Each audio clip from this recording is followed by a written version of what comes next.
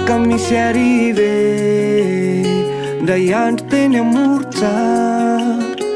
no nalalako anazy de nambola tsaroko tsara ny alady arive ny tantara no nanomboka lay teo mbavahady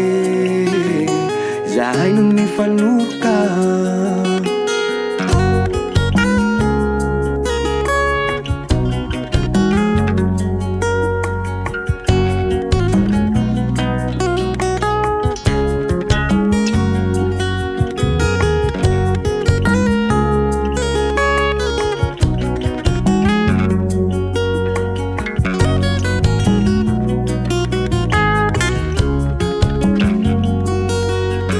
Fatum vao malya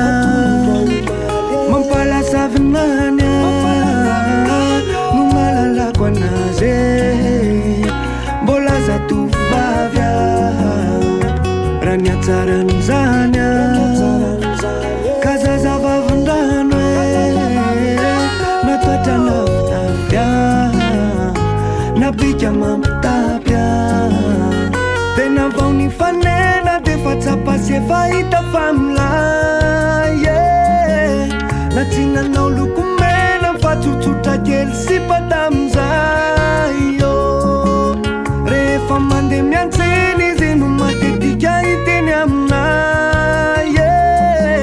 tsy mila ny andry ela fa ny tina sy ny mpino tafaraya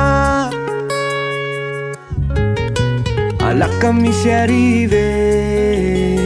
ndray andro teny amorotsa nalalako anazy de nambola tsaroko tsara ny alady arive ny tantara no nanomboka lay teo mbavahady zahay no nifanoroka